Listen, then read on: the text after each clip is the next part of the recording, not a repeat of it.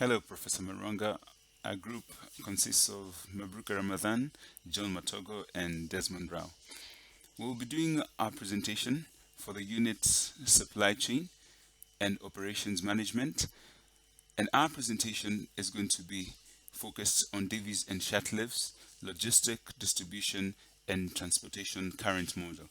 We're going to study what they're currently doing and seek to propose recommendations based on the learning points that we have gathered throughout the semester as to which they can use to improve their current processes. Davies and Shirtliff is a company that is in the water and energy sector. It's a multinational that was started in Kenya in 1946 and over the years has expanded its footprint to Kenya, Uganda, Tanzania, Zambia, Rwanda, Ethiopia, and currently South Sudan. The company focuses on sourcing and distribution of a wide range of products across its various outlets. Its product portfolio cuts across pumps, which are for domestic, industrial, and borehole applications, water treatment products, power products, swimming pools, and solar products. The company's growth model has been expanding on two fronts, one by increasing its product portfolio and the other by expanding to new geographical areas. This insert symbolizes Davies and Shirtliff's branch network across the various countries, and this has been symbolized using the blue circles that are spread out throughout the map. Davies and Shirtliff's logistics, transport, and distribution model can be highlighted using the following key points. Firstly, that products are sourced both locally and overseas. The sourcing function is centralized at the Nairobi head office through its procurement function. The company considers having large inventory as a competitive advantage and hence has invested in large warehouses for goods storage, which are situated at the head office. The products that are sourced overseas come in through Mombasa as the point of entry and they're transported by road to the Nairobi warehouse. An ERP system with a supply module is used for ordering stock from the central warehouses to the various company outlets. Vehicles that are both owned by the company and some owned by third-party couriers are used in the transportation of products across the branches and subsidiaries. Key issues that will be addressed in this particular study are: should the company still rely on a source-to-stock model for its inventory system? Secondly, we will consider the efficiency of having one centralized warehouse. Should the individual branches and subsidiaries directly order their products for sale from the various manufacturers or even alternative manufacturers who could be closer to them? Thirdly, we'll consider how to manage efficient information flow across the entire supply chain. Fourthly, we'll look at how to minimize the various transportation costs that are currently encountered by the company. And lastly, we'll hypothesize on the best supply chain strategy that the company should adopt, bearing in mind its different products' demand and supply processes. In this section, we're going to focus on the logistics function, and for the purposes of this case study, this will highlight the information flow across the organization. The information flow across the organization is tied to the structure of the supply division, which, as highlighted on the diagram, shows that it is wholly managed by the supply director, who has a team that he works with constituting of the procurement manager, the stores manager, logistics manager, and the product manager. They all work together to source for all the products that are required and to ensure that they are available to the sales team. Points to note are that the supply chain director currently doubles up as the supply manager for Kenya. In addition, the supply director coordinates all the functions of the supply chain. He works hand in hand with the stores manager, who handles inventory and order processing issues. The products manager coordinates selection of products to stock among various alternatives that could be available from various suppliers.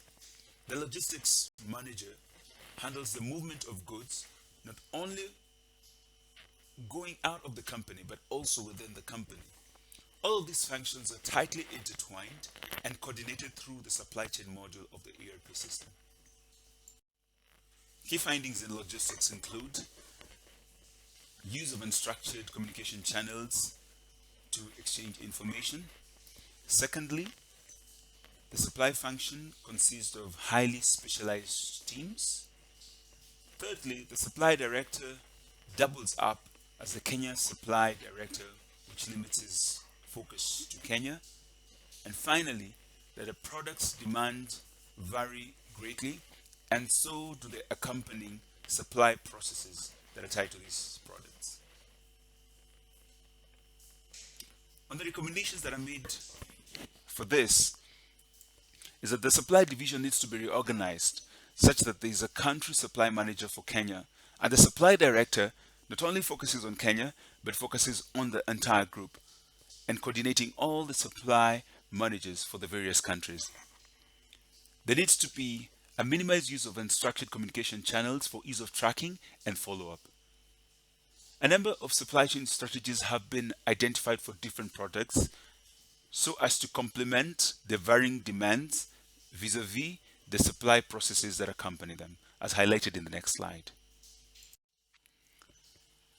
An efficient supply chain should be considered for products whose demand uncertainty is pretty low and also accompanied by a stable supply chain process.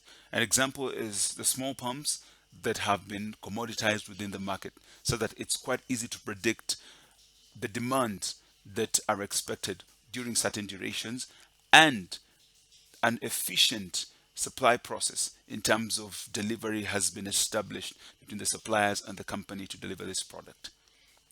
A responsive supply chain should be adopted where high demand uncertainty is experienced, but the supply chain process that underlies is quite stable. An example of this is large pumps that have been sourced over the many years from stable manufacturers such as Grundfos borehole pumps. It is uncertain when these products will be ordered, but upon order and requests from the supplier, it is quite certain in terms of expected lead times and how they will get to the company. A risk hedging supply chain strategy should be adopted where the products have got a low demand uncertainty, but the supply chain process is evolving. This is especially so with new products that have been introduced, and the company is constantly seeking for alternative products that can suffice the same need. An example of this will be in the emerging segments such as water treatment cartridges that are a recurrent cost for customers. Lastly, an agile supply chain strategy should be adopted where the demand uncertainty is pretty high and also the supply chain process is really evolving. This will constitute very large generators, which for one are very rare orders, and secondly, the manufacturers actually produce them upon order, which may be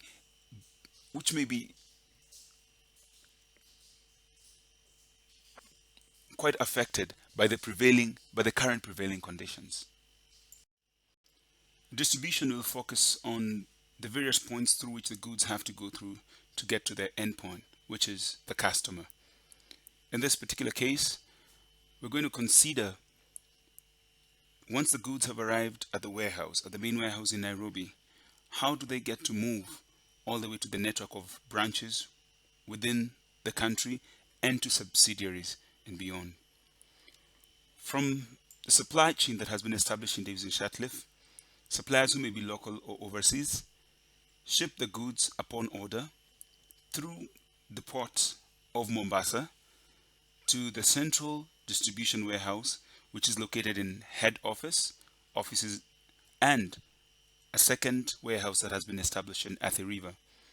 From there, the branches make their orders through the ERP system, and the orders in terms of stock are delivered to the subsidiaries and branches. As shown in the pictorial is a picture of a typical mini warehouse that a branch would have. The other graphical show is one that shows inventory tonnage to Kenya branches and subsidiaries between 2012 and 2014. As can be seen from the diagram, it constantly increases over time. A key measure of the distribution that is involved is the tonnage that is sent to a branch or a subsidiary on a month-on-month basis. And this has been highlighted in the graphs, and as can be seen, we have focused on the countries that have the 4 top countries that have the highest inventory tonnage, which constitute Tanzania, Zambia, Uganda, and Rwanda. The graphs indicate the maximum tonnage sent in a particular month over the 3 years, that is 2012 to 2013, and the minimum inventory that may have been sent to that particular branch as well. In addition, the average tonnage per month over the 3 years has been indicated. This has been put so as to show the months that have the highest average tonnage, but also with minimal variation in the tonnage that is sent over to that country. From that, it can be seen that for Zambia, that the months of February, May, and December have the highest possible tonnage that is delivered. For Uganda as well, it can be seen that the months of April, September, and November have the highest tonnage. For Tanzania, it can be seen that the months of June, August, and September have the highest tonnage. For Rwanda, it can be seen that the months of July, September, and November have the highest tonnage. These months signify months that should be considered where direct shipments should be done to those particular subsidiaries without first the shipments going through the Nairobi warehouse, as this may constitute a savings on their part, and this may lead towards a lean inventory system as concerns the goods that are stocked in Nairobi. Key findings as regards distribution were that there's an increasing amount of stock that is held by the distribution points from year to year. It is also seen that for the goods that are transported from the port of Mombasa and back to the same region, that will constitute about 400,000 tons of goods that are transported to and fro. And lastly, there is quite a variation in the stock holdings on a month-on-month basis, but certain months have high average monthly tonnage. From this, the key recommendations that we outlined were that the distribution function should be decentralized so as to enable the subsidiaries to do direct orders from overseas suppliers when the order quantities are economical. In addition, rather than buying warehouses, this should be rented so as to be able to match the inventory costs to the prevailing demand. And lastly, alternative suppliers who are closer to the subsidiaries should be considered in the case where this will be more economical. The pictorial highlights the various transportation modes that are used internally, where we've got trolleys that are used, and then also it shows the goods being in the yard ready for transportation or where they're delivered to as they wait for transportation. And finally is the loading of the trucks, where both external couriers such as G4S may be used or trucks that belong to Davies and Shirtliff. A key measure of the transportation efficiency is the transport costs that are involved. As can be seen, the transportation costs to the Kenya branches by courier are on average almost constant on a month-to-month basis. For the subsidiaries transport, these vary on a month-to-month basis, as can be highlighted, but it shows that they are constantly increasing by year. For the specialist transport that is outsourced to various couriers, this is quite varying and has the highest variation. Overall, on a year-to-year, in all the categories from the specialist transport to that which is to the subsidiaries and that which is to the Kenya branches, there's an increasing cost of transportation from the year 2012 to the year 2014. Key findings as regards transport were that there is minimal variation of transportation costs from month to month. It is also seen that the average transportation cost to subsidiaries is increasing over the years. It is noted that for the specialist transportation, on a month-to-month basis, the variation is quite large and hence unpredictable. Overall, the transport costs seem to be increasing for all the categories, that is including specialist transport, subsidiary transport, and transport to the Kenya branches on a year-to-year basis. From these, recommendations were made, including developing a transportation mix that will maximize capacity and deliver the urgency while minimizing the cost of transportation.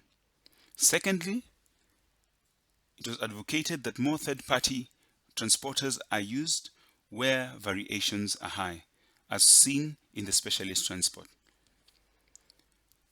The other issue that was recommended was the high loading costs that may be experienced within the loading zone, and there was need to reorganize the loading zone so as to minimize the handling costs. And finally, it is recommended to build stable partnerships with third-party transporters so as they understand the delivery needs of the company and hence enhance service delivery. The pictorials highlight the tools and techniques that are used to facilitate the distribution and transportation of goods. First, a sorting system has been designed where color codes are used for goods that are destined to different subsidiaries. As such, you can see the red tiny labels, the yellow, and the green indicating the different countries they are shipped to.